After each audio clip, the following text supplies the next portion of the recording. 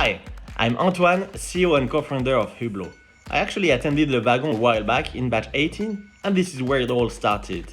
At Hublo, our vision is that healthcare facilities should all be great places to work so that professionals can take care of patients better.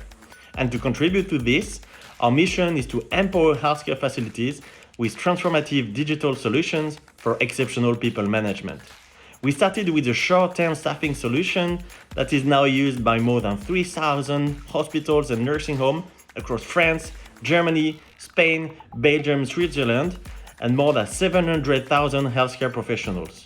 And to ensure continuity of care, which is non-negotiable, we are dedicated to making sure that healthcare facilities are adequately staffed to take care of all patients.